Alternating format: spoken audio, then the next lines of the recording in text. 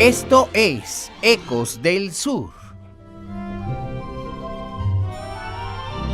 La historia del hombre que se transformó en leyenda. La verdadera historia de carne y hueso. La vida del general Emiliano Zapata Salazar, al que todos llamaron el caudillo del pueblo.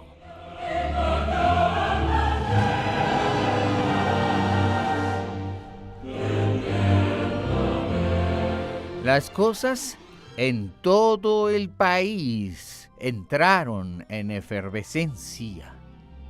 El primer levantamiento había tenido lugar en la ciudad de Puebla. Los hermanos Aquiles Cerdán ofrecieron sus vidas en pos de una causa idealista: poner fin al régimen porfiriano e iniciar para México una nueva era. Pero la sangre de tantos inocentes estaba por vertirse a raudales. Un río de sangre estremecería a la patria. Estaba por comenzar una de las revoluciones más violentas de la historia del siglo XX en el mundo.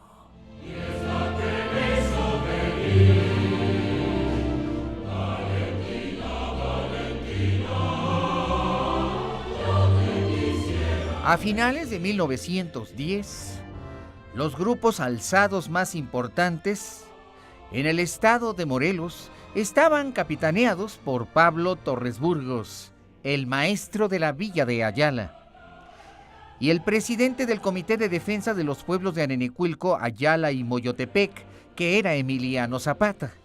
Sin embargo, en el estado de Morelos había otros brotes de violencia, como el que encabezaba otro importante personaje en aquellos momentos. Se trataba de un hombre que todos tenían por inteligente, pero que demostró ser realmente cruel. Era un hombre de aspecto bajo, tez morena y ceño siempre fruncido. Un hombre que se convirtió en un chacal de triste memoria en Morelos. Fue la parte oscura del movimiento campesino. Y aquel hombre que realmente disputaba el poder y quería convertirse en el cacique regional era Gabriel Tepepa, de Santa María Aguatitlán, muy cerca de Cuernavaca, quien se había convertido en una verdadera amenaza. Las autoridades federales, los soldados de la tropa federal, le temían, ya que aquel hombre era sanguinario, era cruel. La alarma se extendió rápidamente por Cuernavaca y los hacendados empezaron a unirse para hacer acopio de armas, municiones. El ejército federal estaba muy confundido. El corazón de la rebelión estaba en el norte. El sur no les importaba. Sin embargo, y a pesar de todo, llegó un pequeño destacamento de soldados federales a los que la gente llamaba los pelones. No más de 800 hombres, ya que Porfirio Díaz, el dictador de México, se había dado cuenta que los verdaderos focos de resistencia estarían muy al norte, en la lejana Chihuahua. La situación era cada vez más alarmante y en Palacio Nacional se recibían los cablegramas urgentes que decían de nuevos levantamientos en San Luis Potosí, en Veracruz, en Sonora, en Coahuila, en San Luis Potosí, en Tamaulipas. Pero las noticias más graves siempre venían de más al norte. Chihuahua sería el escenario para el nacimiento de la Revolución Mexicana. Y dos hombres, también de origen muy humilde y campesino, empezaron a ser conocidos en todo el norte. Se trataba de un hombre al que se llamaba Pancho Villa, aunque su verdadero nombre era Doroteo Arango. un hombre que había estado en su juventud involucrado siempre con grupos armados, generalmente cuatreros y ladrones, que incursionaban en las haciendas despojando a la gente de sus pertenencias. La verdad es que Pancho Villa era temido en la región del norte por asaltante y por bandido. El otro hombre, Pascual Orozco, era también de origen campesino y muy honrado. Pero aquellos dos hombres abrazaron la causa del maderismo y se proclamaron a favor del Chaparrito, y por lo tanto iniciaron los brotes armados de la Revolución Mexicana en el norte. Muy pronto, Francisco Ignacio Madero se dio cuenta de que aquellos dos hombrones de la tierra chihuahuense y duranguense serían realmente sus brazos armados. Por lo tanto, el propio Madero decidió, después de estar en varias ciudades de Texas y la Unión Americana, ir a Chihuahua a comenzar y a comandar su revolución.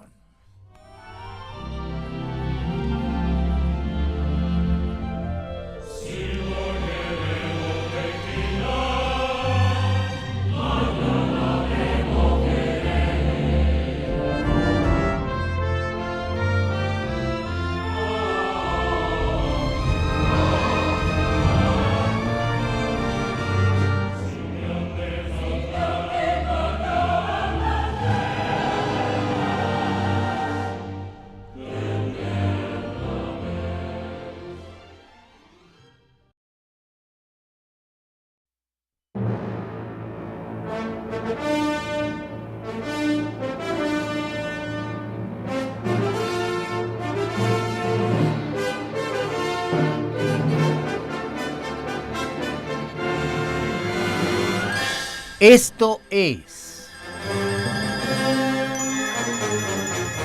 Encuentros con la Historia.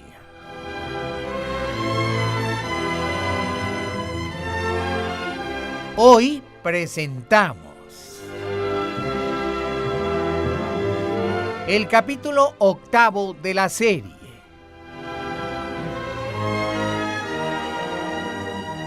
Ecos del Sur.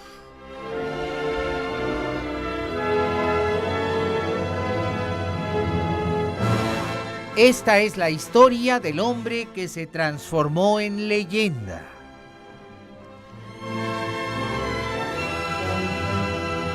Esta es la vida del general Emiliano Zapata Salazar, de carne y hueso. El hombre al que llamaron el caudillo.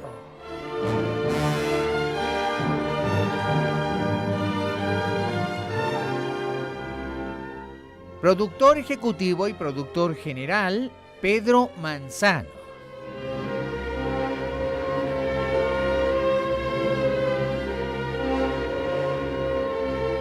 Productor asociado, Ignacio Salgado Liñán. Efectos físicos, efectos especiales, ambientación y operación técnica, Jorge Alonso.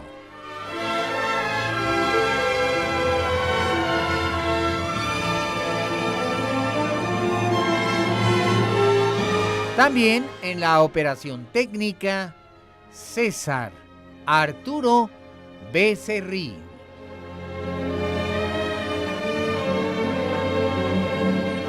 Investigación histórica, investigación musical y musicalización, Felipe Saldívar.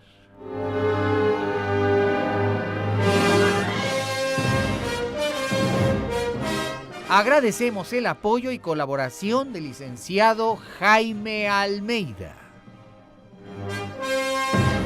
en la selección de temas musicales.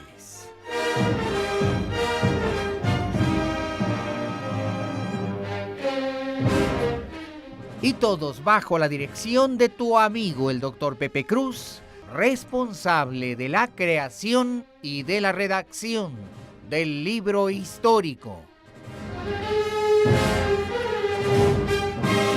Esta es una presentación de Radio Centro 1030, calidad en tu vida. Y un proyecto de Grupo Radio Centro para la difusión de la cultura entre los mexicanos.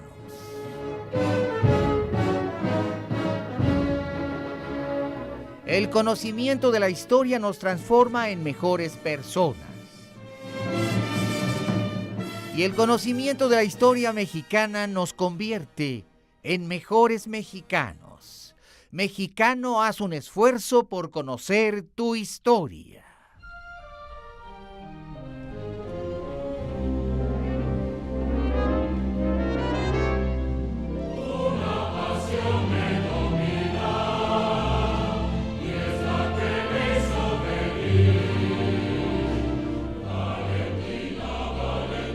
El corazón de Emiliano Zapata estaba palpitando como nunca, lleno de emoción.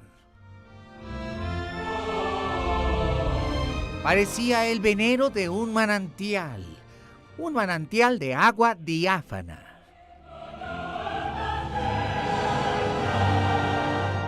Desde un principio, la revolución en Morelos tenía esos tres líderes que podemos caracterizar como el bueno, el malo y el idealista. Por supuesto que el bueno era Emiliano Zapata, con su carácter mesurado, su mirada penetrante, su gesto sabio, su actitud valiente, de confianza y una benevolencia que se le notaba a leguas.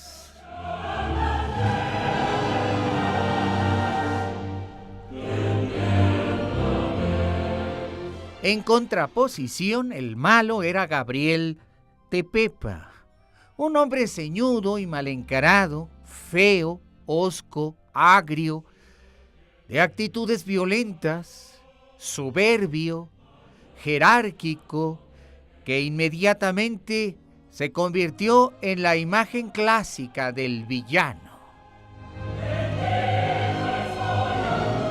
Un vengador que se dedicó a saquear y asolar haciendas, a matar inocentes, a violar mujeres y a destruir lo que quedaba de orden en el estado de Morelos. Pero también hay que resaltar la figura de don Pablo Torres Burgos, un hombre idealista e institucional, un hombre de libros y de escuela, un hombre que pensaba en la justicia y en la legalidad, y que de inmediato se dio a la tarea para ir al norte, viajando a través de la patria y cruzando todo el territorio nacional para llegar a Texas y ahí adquirir finalmente lo que tanto anhelaba: un documento, un papel oficial, un nombramiento que le diera el propio Madero para comisionarlo para iniciar la revolución en el estado de Morelos. Aquellos tres hombres eran completamente disímbolos.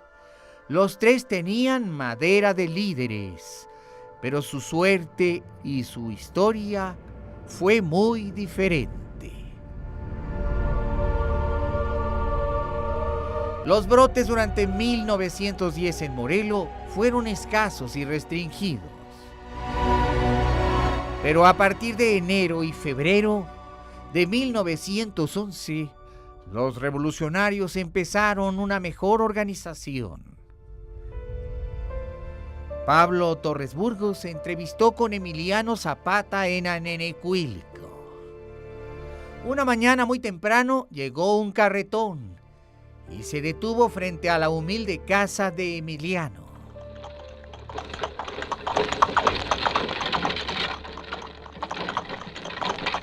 Había 3 o 4 vigías que cuidaban lo que para entonces era el cuartel general de Emiliano Zapata.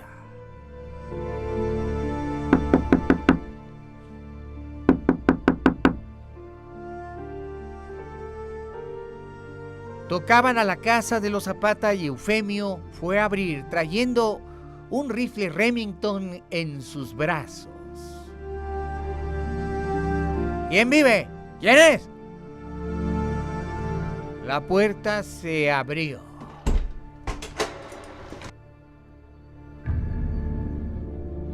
Mi coronel, es el señor Pablo Torres Burgos, quien acaba de recibir nombramiento de jefe de la revolución en Morelos. ¿Quiere ver a mi coronel Emiliano Zapata? Adelante, hazlo pasar. Yo le aviso a Emiliano.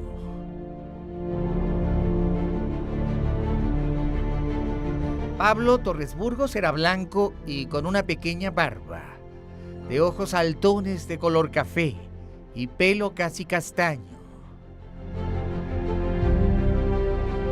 Los Zapata eran morenos, de rostro quemado por el sol y pelo lacio y muy negro.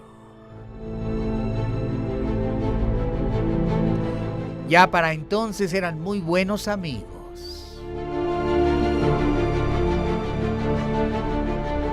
Emiliano salió de lo profundo de la casa y dio un abrazo a Pablo Torres Burgos. ¡Órale, compadre! ¡Bienvenido! ¡Qué bueno que te veo! ¿Cómo te fue por allá en el norte? Siéntate, siéntate. A ver, Micaela, mija, denos un buen café. Las noticias que traía Pablo Torres Burgos vinieron a alegrar aún más el corazón de Emiliano. La revolución maderista estaba ya bien prendida y triunfando en el norte. Fue la primera vez que Emiliano escuchó el nombre Francisco Villa. Se quedó fijo en su cabeza, como si de alguna manera identificara en aquel hombre algo que en este momento aún no entendía. Quizá la intuición de que con los años aquel sería su verdadero aliado. Durante 3 horas estuvieron conversando. Pablo Torres Burgos le mostró a Emiliano los nombramientos para el Ejército del Sur. Traían la firma del padre de don Francisco Madero y de su hermano Gustavo Amadero.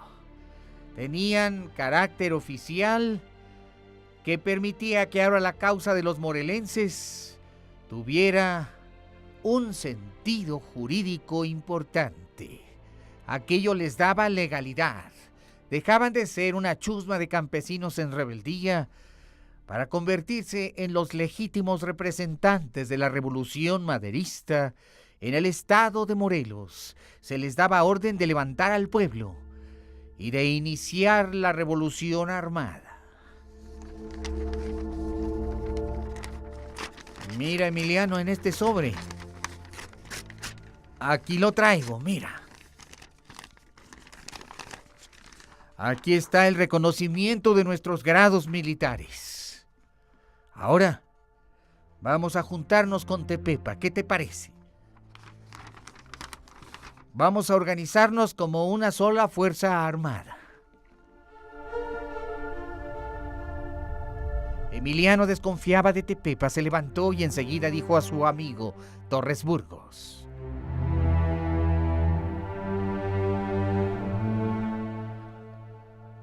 yo sé que le tienes ley a ese hombre, pero desconfíate. Desconfíate. Es muy violento y muy cruel. Ese hombre está lleno de sed de venganza. Ese hombre es de mala entraña, Pablo. Yo prefiero combatir por mi lado y no mezclarme con él. Ese hombre me da la impresión de que va a cometer muchas barbaridades en las que Eufemio y yo no queremos participar. Este movimiento no es de revancha ni de venganza, no es para matar gente, es para hacer valer derechos, es de justicia, es de honor. Y ese pelao Tepepa, ese pelao nos va a dar mala fama. Yo no me quiero mezclar con él. Mejor vayan ustedes a atacar por el sur, mientras que yo me voy para Puebla y para el oriente del estado. Saldré por Cuautla. Me voy a ir a las haciendas que están de aquí hasta Izúcar de Matamoros. Ustedes insurreccionen de Cuernavaca hacia el sur, hacia Jojutla y Tetecala. Yo no me quiero mezclar con ese Tepepa. Y espero que lo entienda, mi compadre. Espero que lo entienda. No te apures, Emiliano. Me parece bien. Así hasta los agarramos a dos fuegos. Me parece bien, compadre. ¿Qué le parece que fijemos 3 semanas como plazo para una insurrección conjunta? Usted en el oriente con Eufemio y yo en el sur con Tepepa. Hecho, compadre. Hecho. Mejor nos repartimos el territorio y no nos mezclamos, si a usted le parece bien. Adelante, Emiliano. Acepto. Pues un abrazo para despedirlo, compadre. Con el cariño de siempre.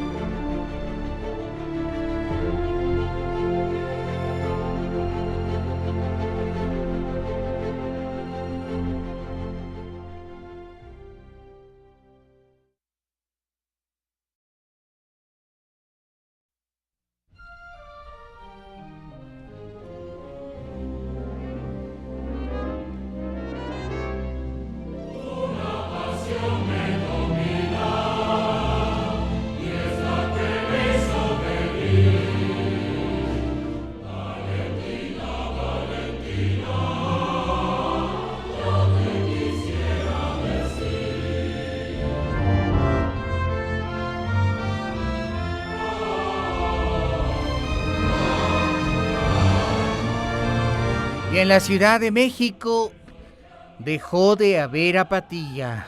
Los capitalinos se dieron cuenta de que efectivamente había estallado una revolución en el país en la que nunca pensaron verse involucrados.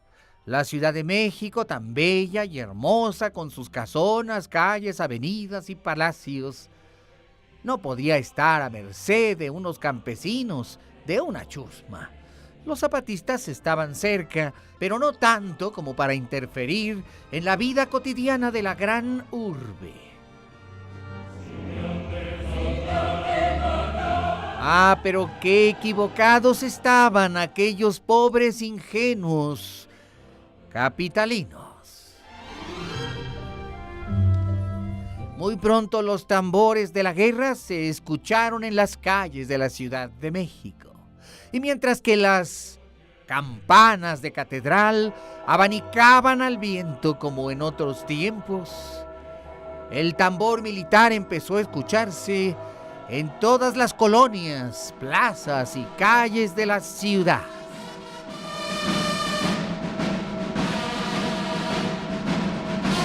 El presidente Porfirio Díaz dio orden de que se hiciera leva en los barrios de la Ciudad de México. Más de 4,000 jóvenes fueron forzados a unirse al ejército con violencia.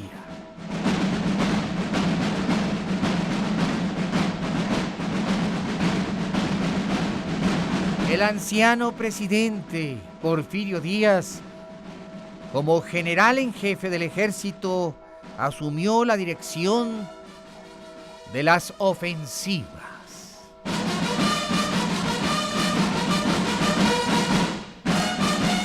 La Secretaría de Guerra prácticamente se trasladó a la oficina de Porfirio Díaz en Palacio Nacional.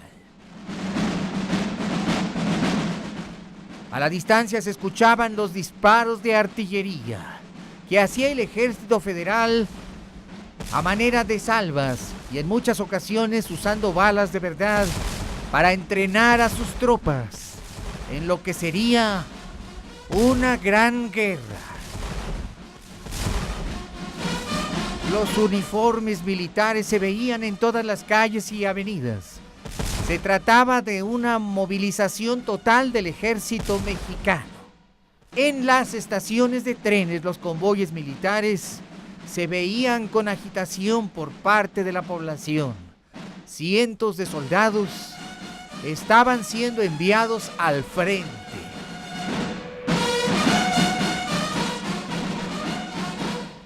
El 30% de todos los trenes del país fueron confiscados por el ejército para realizar con ellos las maniobras de guerra.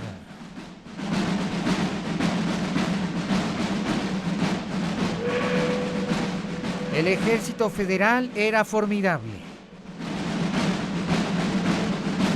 Se trataba de 31,000 hombres, incluyendo a las fuerzas de rurales.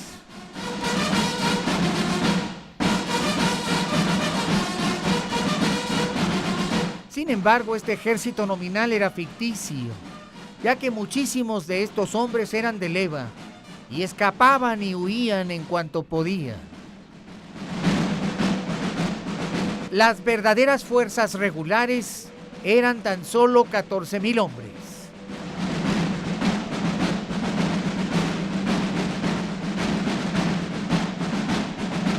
El poderoso ejército estaba desarticulado. La tropa basada en la leva no daba muestras de interés o de entusiasmo, aunque es cierto que había por lo menos unos 10,000 soldados de línea y de carrera que esos sí estaban dispuestos a dar la vida en el combate. Durante los meses de enero y febrero se concentraron los hombres en la Ciudad de México. Muchos venían desde Yucatán, Oaxaca y Chiapas, otros de Guerrero y otros de Veracruz. Los trenes militares crearon una gran base en Torreón, para después de ahí irlos concentrando en las plazas de Chihuahua, especialmente en Ciudad Juárez y en la ciudad de Chihuahua, que a todas luces se veía con claridad serían los escenarios de la guerra. El gobierno de Porfirio Díaz tuvo que reconocer que el corazón de la rebelión estaba en Chihuahua. Por lo tanto, se concentraron ahí más de 5,000 soldados y equipo militar, incluyendo artillería, poderosa artillería y ametralladoras.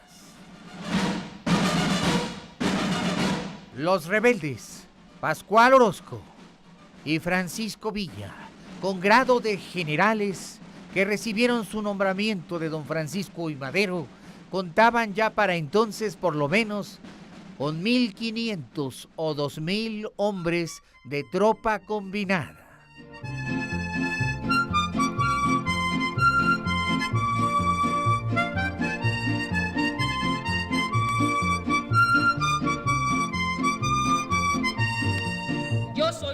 Convencido Porfirio Díaz de que el gobernador de Chihuahua no servía para nada, lo licenció.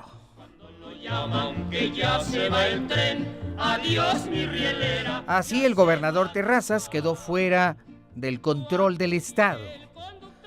Se nombró como nuevo gobernador a Miguel Ahumada, exgobernador del estado de Jalisco. El nombramiento tuvo lugar a finales de enero de 1911, pero era ya demasiado tarde. Los rebeldes ya tenían una fuerza considerable que sería muy, pero muy difícil derribar.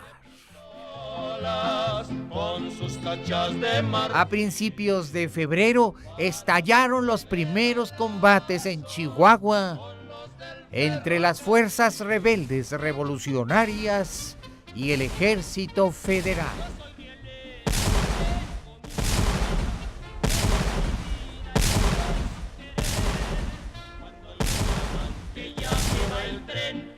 Don Francisco I. Madero, con nombramiento de presidente provisional, cruzó la frontera entre los Estados Unidos y Chihuahua el día 14 de febrero de 1911. Él personalmente dirigiría a su ejército. Con su parque muy cabal. Madero se dirige primero al pueblo de Guadalupe y más tarde, el 6 de marzo, decide atacar la población de Casas Grandes, Chihuahua. Este es el primer gran combate. Se escuchó la metralla y el cañón y las descargas de caballería. Y como un héroe legendario, Madero tomó su caballo y con su pistola al cinto arremetió contra las tropas de el antiguo régimen.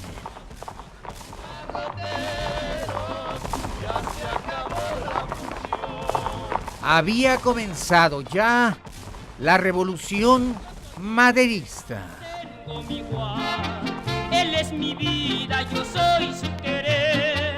Cuando lo llaman que ya se va el tren, adiós mi rielera, ya se va tu Juan.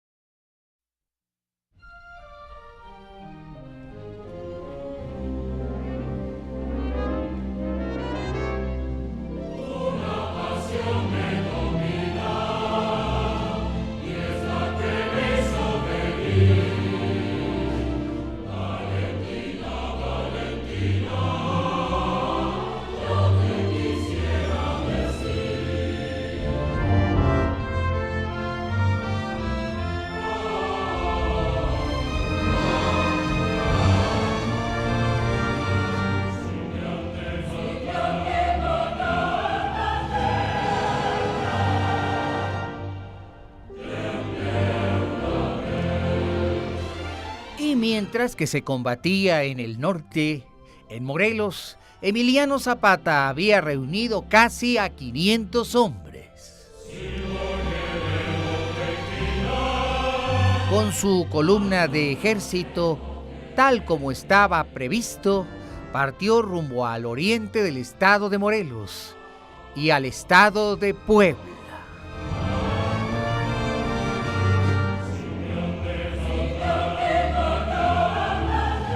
Con voz de trueno, Emiliano convocaba a su tropa. ¡Viva Madero! ¡Muera Díaz! ¡Abajo las haciendas!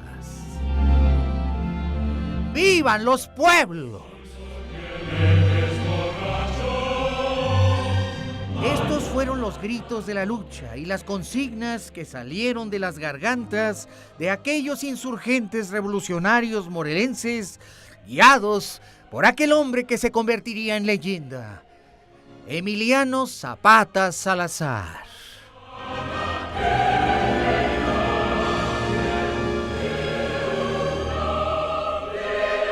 Mientras esto ocurría en el oriente del estado, Pablo Torres Burgos y Gabriel Tepepa, con 800 hombres, habían entrado en Jojutla. Se habían apoderado de 2 cañones del ejército y de 3 metrallas. Y a sangre y fuego se abrieron brecha. Los hacendados opusieron feroz resistencia. Los rurales y las cortas tropas federales. El cañón rugía, despedazando los cuerpos ensangrentados de los defensores.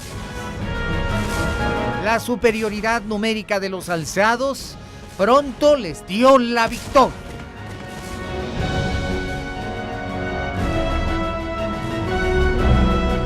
Pablo Torres Burgos fue el primero en entrar en la población de Jojutla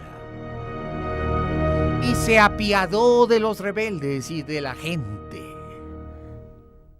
Sin embargo, Gabriel Tepepa, que venía en la retaguardia, ordenó que todos los vecinos fueran sacados de sus casas. ¡Hijos de su pelona! ¡Ustedes apoyaron a los pelones!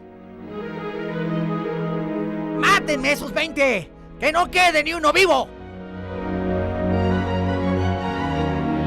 Y todas esas viejas, dénselas a la tropa.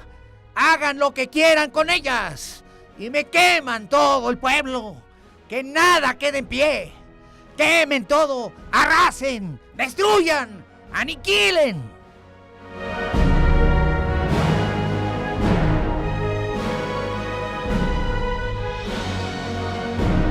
Y los vecinos pacíficos contemplaron con azor y terror el inicio de la revolución en sus vidas. Las casas, grandes y pequeñas, ardían.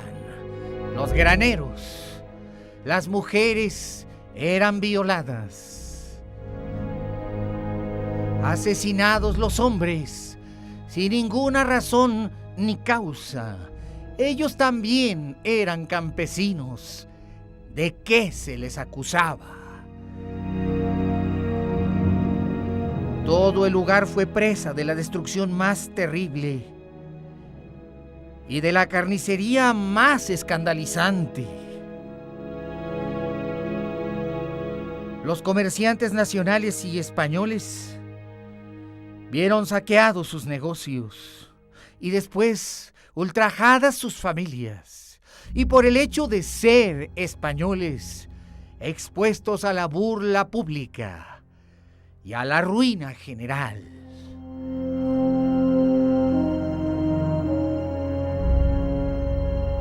Decepcionado por aquellas atrocidades, Pablo Torres Burgos decidió reclamarle a Gabriel Tepepa.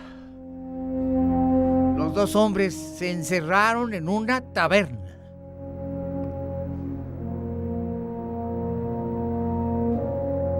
Torres Burgos era un hombre de honor y reclamó a Tepepa: así no se hace la guerra. Esto es una brutalidad. Esto es asqueroso. Pues si no le gusta, mi general, pa' luego es tarde. Váyase. Déjeme solo. Estos son mis modos y no tengo otros, ni quiero otros.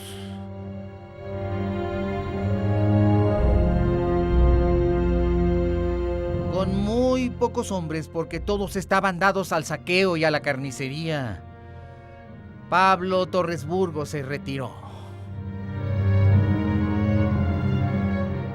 Al ver los pelones que se quedaba sin hombres, lo siguieron hasta su casa y luego lo acecharon y penetraron en ella. Los hicieron presos y en el acto los fusilaron. Pablo Torres Burgos había muerto en la forma más cruel imaginable, con todos sus hijos.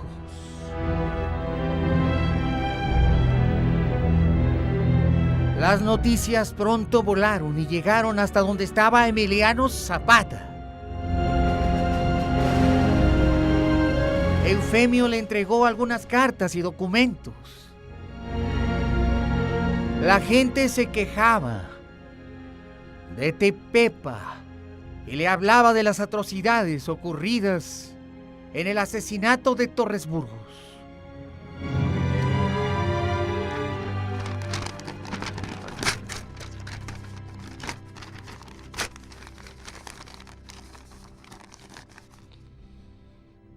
La cara se le llenó de dolor cuando vio escrito el nombre de su amigo cruelmente asesinado. Y se le llenó de sombra cuando le platicaron acerca de las atrocidades que estaba haciendo Tepepa. Llamó a Eufemio y le dijo: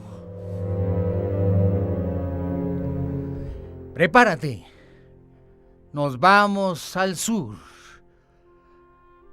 Hay que encarar, hay que frenar a ese Tepepa. Ese hombre es un chacal. Lo que está haciendo no es una revolución. Está salteando los pueblos y mortificando a la gente. Anda, salimos temprano. Hay que volver al orden a ese hombre. Eso no es una revolución. No nos levantamos en armas para eso. Hay que hacer justicia.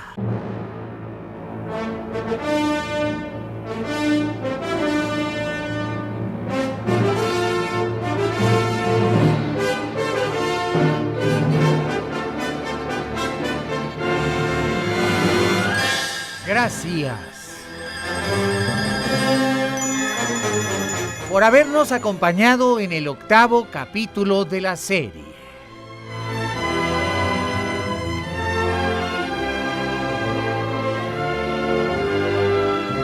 Ecos del Sur.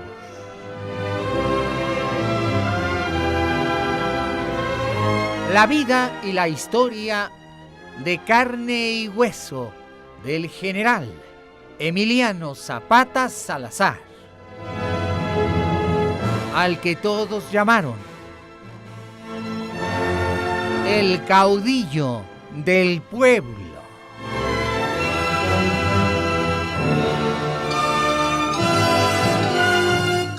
Y a nombre de todos quienes trabajamos en este programa, gracias, infinitas gracias por su preferencia. Y los invito para mañana, ya que los 365 días del año son días de encuentros con la historia en Radio Centro. Nuevamente, por su fina atención, muchas gracias y hasta mañana.